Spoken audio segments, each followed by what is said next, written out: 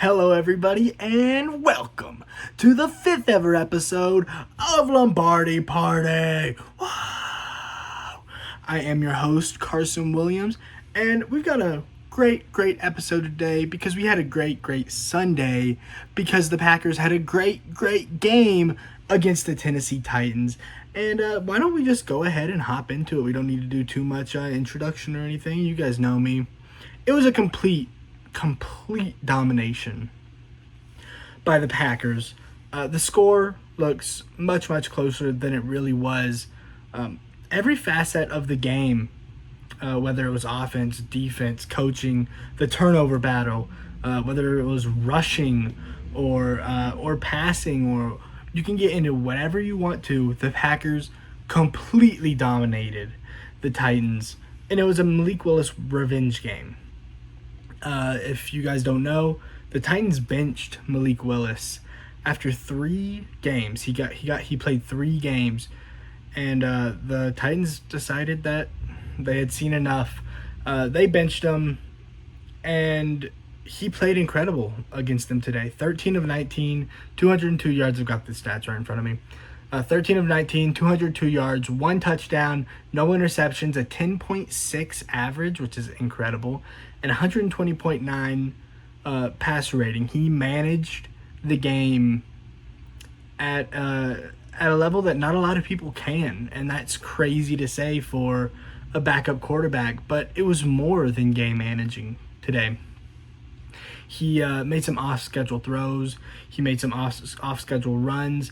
And I was really just impressed by his ability to know when to take the small stuff and know when to take the big stuff. I mean, a lot of quarterbacks struggle. Caleb Williams, you've been seeing it a lot, likes to make those shot plays, likes to make these hero plays, and he forgets about the check down, and he forgets about the 5-yard out, you know? And then you've got the inverse, like a Russell Wilson, who was just throwing check down after check down last year, and there was no shots downfield. And Malik found a really good balance of that in this game. He hit Watson for a big third down twice, I believe. He had a couple big runs for big third downs, but then he also had check downs to Kraft, to Wilson, to Reed, I believe. He had one to Jacobs, where it's not a flashy play. It's not the biggest throw, but it gets us 10, 15. Got Wilson 30 yards on a touchdown. It got Kraft, I believe, 20, 25 yards. Like, not every play has to be a huge one, and that's hard for a young quarterback to know sometimes. And Malik Willis already did. He's a really good quarterback in this league. He's going to be a really good backup. Hopefully for the Packers. I mean, I don't want to lose him, but I also want to see him get more of an opportunity. He could start for a lot of teams in this league. He's better than, I would say he's better than Daniel Jones. I would say he's better than a Deshaun Watson. I think he would be better for the Titans than Will Levis would be. I think he would be better for the Panthers than Bryce Young would be. I mean, he could go on a lot of teams and immediately succeed. I just think he would need to have a good coach around him, which he does right now. But in a vacuum, Malik Willis is just a good, smart quarterback. He hasn't made a mistake in 2 weeks of football. And that's not something I can say for any of those guys that I mentioned. It's not something that I can say for most quarterbacks in the league. I mean, especially this year with the way that play has been, other than like Josh Allen, who I think is going to win the MVP this year, who has been playing perfect football. I mean, outside of that, Malik Willis is in pretty rare company just by not making mistakes.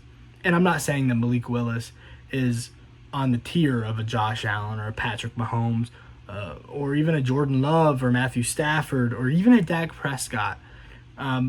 But do I think he's on a tier with maybe Geno Smith? Maybe a little worse than Geno Smith, but still, he's up there. He's not in that bottom tier of quarterbacks. He's going to get a spot somewhere. He's an NFL player, and he deserves opportunity, and I'm excited for him to get it and for to see how he does in a new system, because this system is so great, and that is all thanks to Matt Lafleur. It was another masterclass by Lafleur this week. The Packers ran for 260 yards against the Colts, and Matt Lafleur started this game out with a pass to Reed off of a fake handoff to Jacobs, and it went for 30 yards. I mean, immediately set the tone for what this game was going to be, which is deception. And he may be the best at deceiving defenses in this entire league.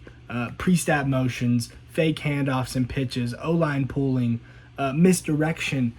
He is completely unpredictable. I feel bad for the cameraman having to, track the ball everywhere with how fast it's moving. You've got a pitch handoff and then fake it to this way and then actually throw it 10 yards downfield. I mean, that's got to be hard for that guy. So props to the cameraman out there.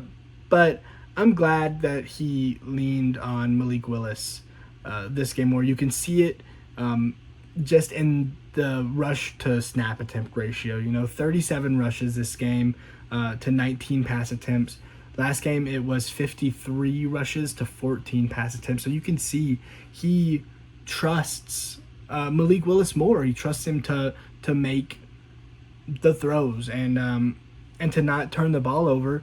And we saw that multiple times. I mean, like I said, he aired those balls down to Watson multiple times. And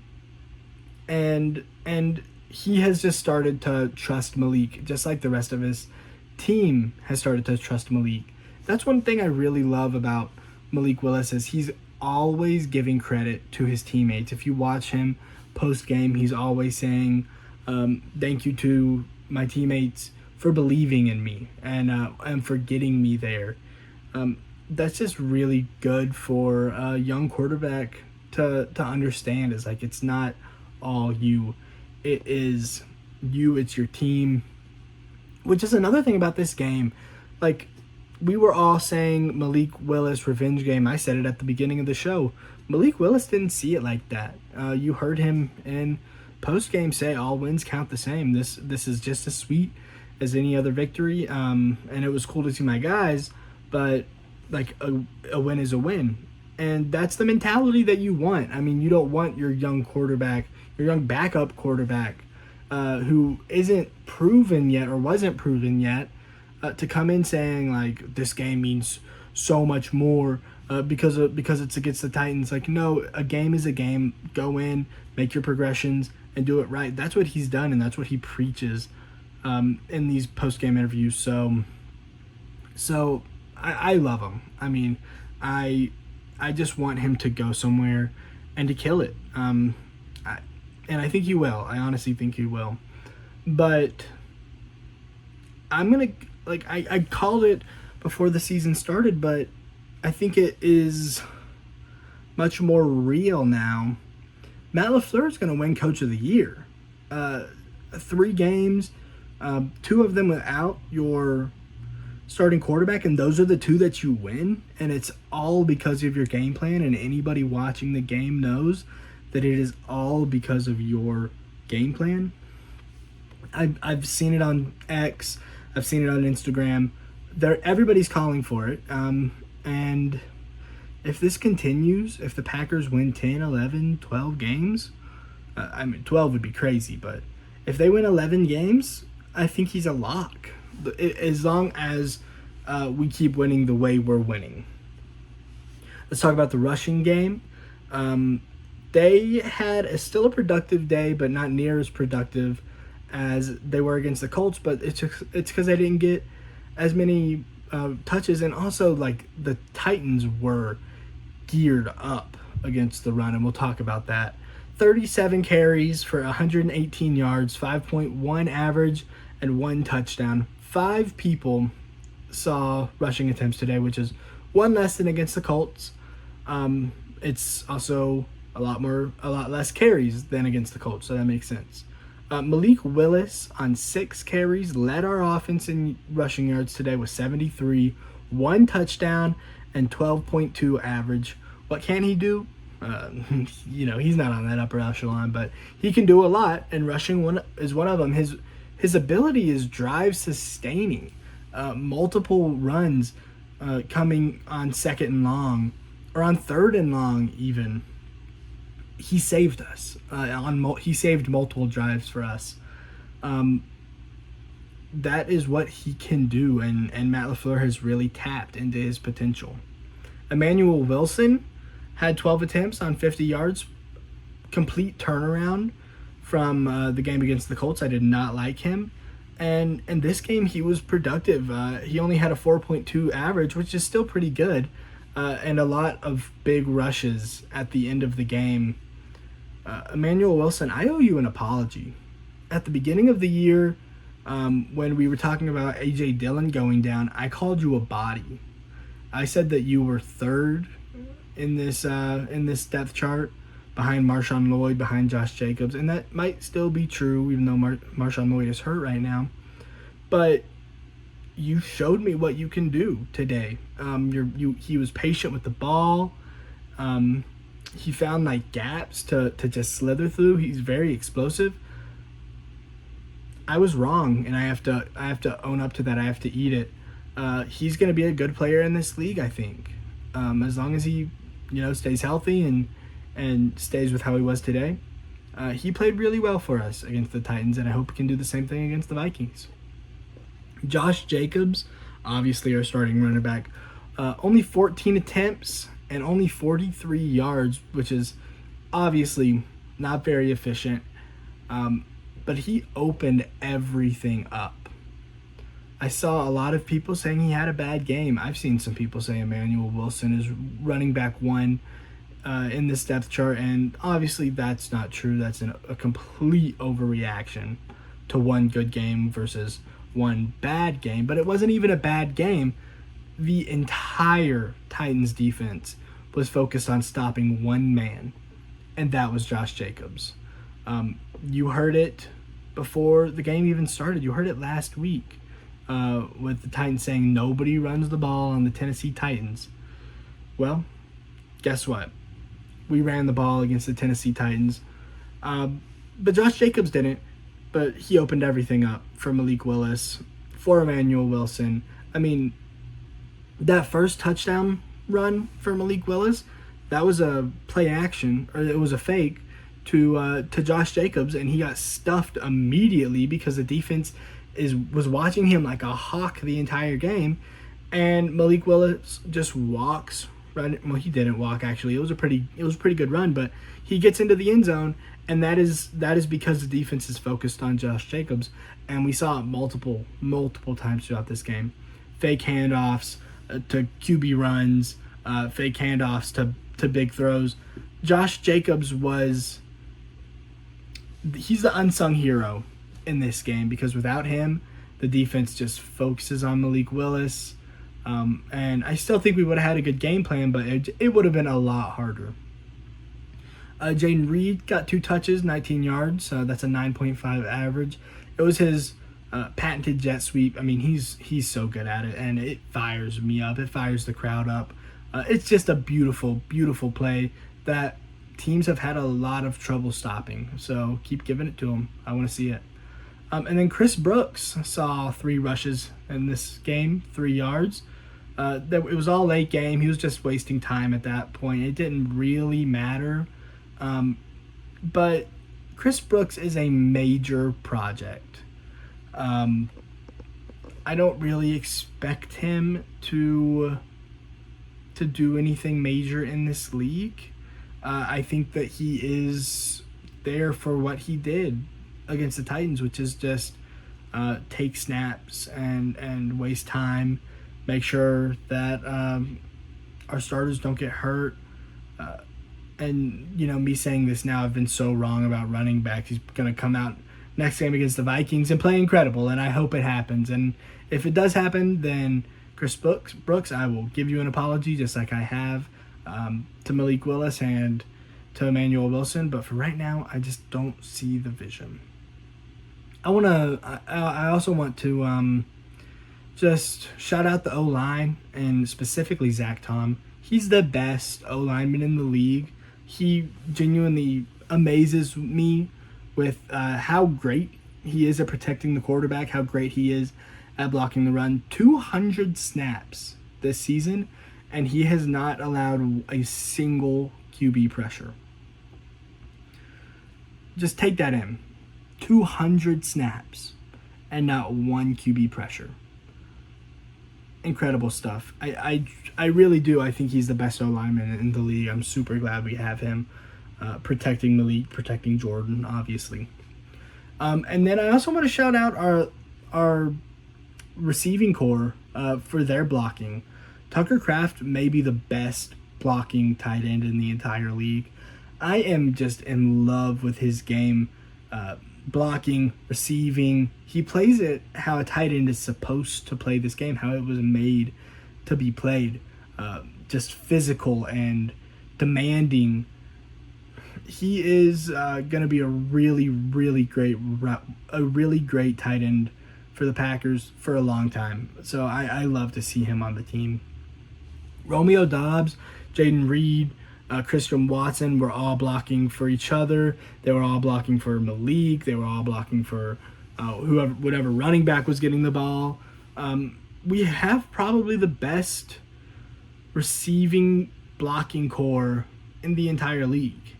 Let me rephrase that. We have the best blocking receiving group in the league. And I think it's not really by a close margin. So that is just... you just love to see that. I mean, when an entire team is on the same page, they're all sacrificing for each other, and that's what this Packers team does. That's why they were so great at the end of last season. That's why we've won 2 games without our starting quarterback. I mean, if that's not indicative of what this team is, then I don't know what is. And in the receiving game, none of them had big games today, just like they don't normally have big games, because there are so many weapons, because it gets passed around so much. 7 players caught passes today. And it was a 15.5 average yards per catch. So, that is a testament to Malik Willis. That is a testament to Matt Lafleur. That's a testament to the run after catch ability of a lot of these guys, of Tucker Kraft and of Jaden Reed. But the real killer in this game, what really set us apart, was our defense. And I have not been super high on our defense up to this point. I like our defense, but I still see some problems. But in this game, they dominated. 8 sacks, 2 interceptions. One of them was a pick 6 and 1 fumble recovery. It's the first game for the Packers with 8 sacks since 2005, nearly 20 years. I've got a bunch of stats right here, so bear with me. Jair Alexander had a statement game today. I've seen people call him overrated. I've seen people calling him a diva, but he really showed out today. 5 total tackles, 4 solo, 1 interception, and 1 touchdown on that interception. He played incredible, and I know it's not against a great defense, but he really just showed up in all the biggest places, and the energy that he played with, I thought, was really infectious. Xavier McKinney, he has been the defense's biggest star up to this point. 3 interceptions in 3 games. He had 5 tackles in this game, 4 of them solo. He's the 3rd player for the Packers to have 3 interceptions in their first 3 games. That's Doyle Nix, that's John Anderson, and that's Xavier McKinney. He has transformed this defense in the pass and the run. He's that kind of player, truly transformative. Eric Stokes had 5 solo tackles. Isaiah McDuffie had 9 total tackles, 6 solo tackles, and half of a sack. Quay Walker had that other half of a sack with him on a big 3rd down, mind you, to force a punt. He also had 6 total tackles, 3 solo tackles. Edgerrin Cooper, who might be my favorite player on this defense, and I really, really want to see him get more burn. And Jeff Hafley in postgame said he deserves it, and he's going to get it. I can't wait to see how that plays out. He is so fast and explosive and strong, and he plays with so much heart. I really think he's going to be the best linebacker in this league. The best linebacker in this league. He had 4 total tackles today and half of a sack. Eric Wilson, 3 total tackles, 2 of them were solo. Devontae Wyatt, who I thought played incredible today, 4 total tackles, 3 solo, 2 sacks. I said last week that he was going to have a big game against this bad Tennessee O-line, and he did. You guys should listen to me more often, maybe. Preston Smith, 3 solo tackles, 2 sacks. Kingsley Enigbari, 4 total tackles, 1 solo, sack and a half. Lucas Van Ness, 2 total tackles, 1 solo tackle, 1 sack, 1 fumble recovery. They played incredible in every metric. You go down the stat sheet, and everybody was great. So why is it that I'm still a little worried about this defense? Malik Willis played pretty good today outside of his 2 interceptions, right? He was 26 of 34, 206 yards, or 260 yards, 7.6 average, 2 touchdowns to 2 interceptions. And in their 2 touchdown drives, I mean, he absolutely ate us up in the middle of the field, and we really struggle to play in that intermediate area, that 10 to 15 yard area. And I said that last game, and I said that the game before. I don't know what it is about that area, but we just cannot seem to guard it. And maybe in this game it was scheme, Malik. You wanted to make you wanted Will Levis to make mistakes, which happened. We got the 8 sacks. Linebackers were playing really up close to the line of scrimmage, so maybe, they were just trying to get up there and make sacks, or they were hoping to collapse the pocket before he could get the ball off. And then maybe it's just because it's still a new defensive coordinator, Jeff Hafley. They just haven't had time to get it together completely, and that's okay, 3 games in, we're 2-1.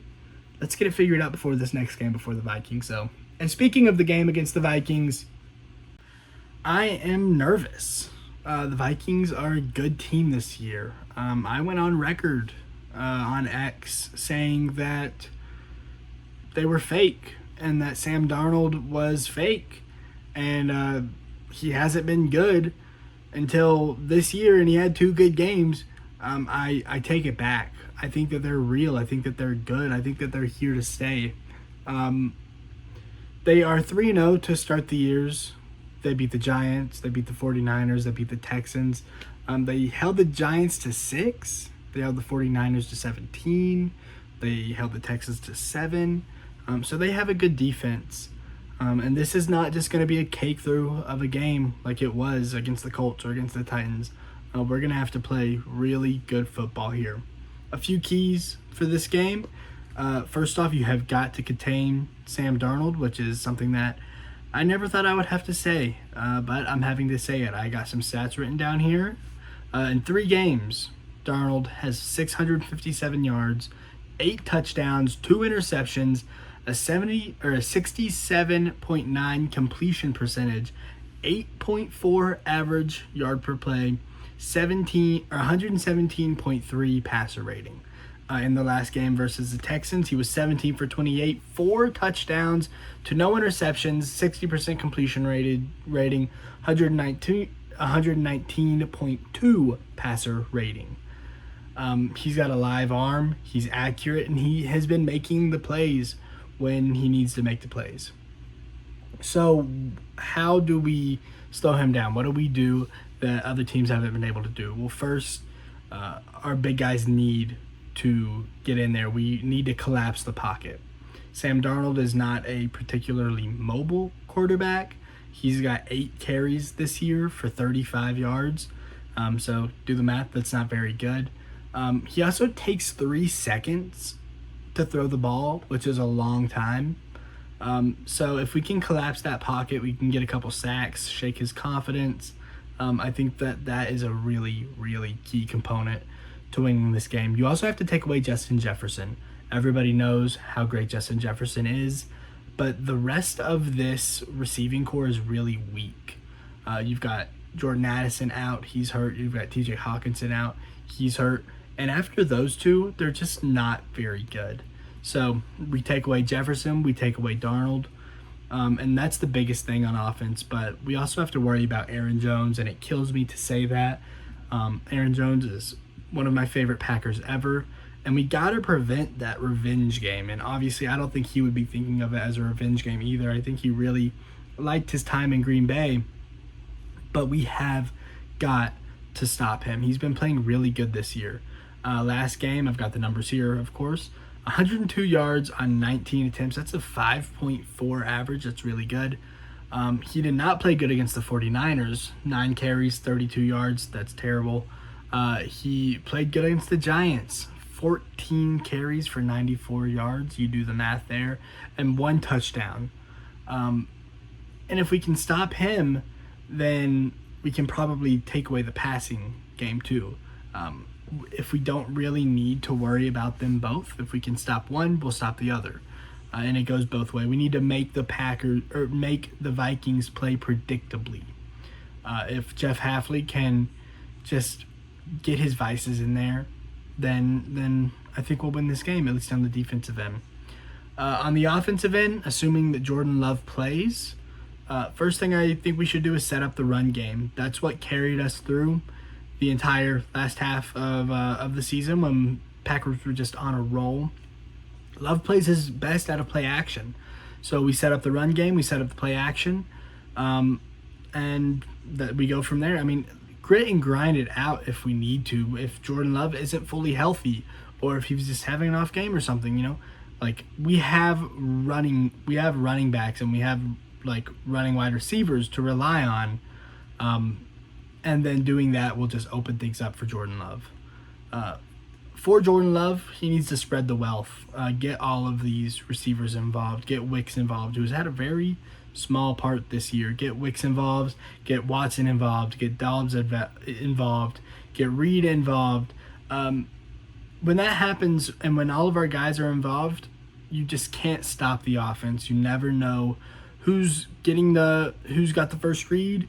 And we saw it last year. Multiple players went on the record saying our offense was just too impossible to stop because we've got all of these guys. It's the advantage of not having a number one receiver, and we're kind of seeing that throughout the league right now. Bills are 3-0, and they don't have a number one receiver, but they have Shakir, and they have Coleman, and they have Kincaid. Like, he's spreading it around. You see it on kind of the Chiefs right now, who don't have really. I mean, I think Rashee Rice is clearly their number one receiver, but he's not on the upper echelon, So just spread the wealth. Don't play predictable, and that'll come down to the coaching. Matt Lafleur needs to just play like he's been playing. Utilize fakes, jet sweeps, misdirections. Don't do too much if it's not necessary. Obviously, time management, which Lafleur is great at. I have no problem with that. For the love of God, can we keep the penalties down? Because that is holding the Packers back from reaching their ceiling. It's been terrible. Every time Josh Jacobs broke out last game, there was a penalty. Every single time.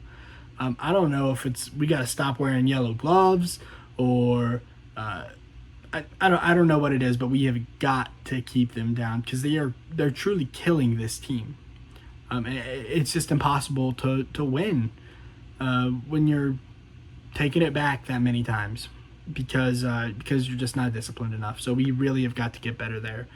We have to limit the turnovers. I've got turnover numbers here for the Vikings. 5 interceptions on the year. They've got 1 fumble recovery. And that's pretty good. In 3 games to have 6 turnovers, that's 2 a game. That's pretty good. But Sam Darnold has been intercepted twice this year, and the Vikings have fumbled the ball 5 times in 3 games. They've only lost 2 of them, which is lucky, but fumbling the ball 5 times in 2 games. So I worry about focusing too much on that because the Packers are already not super great at tackling. We have really got to get better at that, and we did a lot better against the Titans. But it still worries me, like trying to get strips instead of just straight up tackles. If you see an opportunity, go for it, but let's not worry about that one too much. Maybe if we're sacking the quarterback, On the other hand, Packers have been playing super safe. I think one turnover this entire year, and it was the interception, or maybe two. I can't remember if Jordan Love threw one or two against the Eagles. I think it was just one. But Malik hasn't thrown any. We also lost that ball in the end zone against the Colts. So I think 2 turnovers, 1 interception, 1 lost fumble. And then we've forced 8, I believe. Trying to think, just do the math real quick. Yeah, I think 8 turnovers, or 8 interceptions and 1 fumble recovery. I could be wrong by that. I don't know. I'd have to look it up. But if we win the turnover battle there, then I think we're going to win the game. I mean, that's normally how it goes, right? Win the turnover battle, win the game. And then lastly, we just have to rely on Jordan Love. He's our franchise quarterback. We have to trust him, let him make the plays.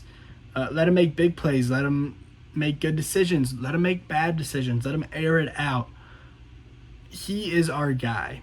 And if we want to beat a divisional rival who has been playing very well, then we're going to need to trust our quarterback to make those plays. And I trust Love to make those plays. So I'm going to go ahead and make my prediction for this game. Assuming Love comes back, I'm going to say it'll be Packers 26. Packers 26. And I'm going to say Vikings. I think it's going to be a close game. I'll say Vikings 24. 26-24. Packers win it. That's my prediction. And that's my show. Thank you everybody for watching. I really appreciate it. I hope you enjoyed this video. If you have, don't forget to subscribe to Boom Broadcasting. Get in the comments. Let me know you loved it. Let me know what I can do better, worse. Let me know if you disagree or agree. And if you didn't love it, then that's going to keep me up. But I give you full permission to subscribe to Boom Broadcasting and hit that notification bell so you can let me know every game. Get in the comments, let me know this episode how wrong I am, and next episode let me know too, and the next one and the next one. I want to hear from you every single episode, and I hope you want to hear from me every single episode. So thank you all for watching, and I'll see you guys next week.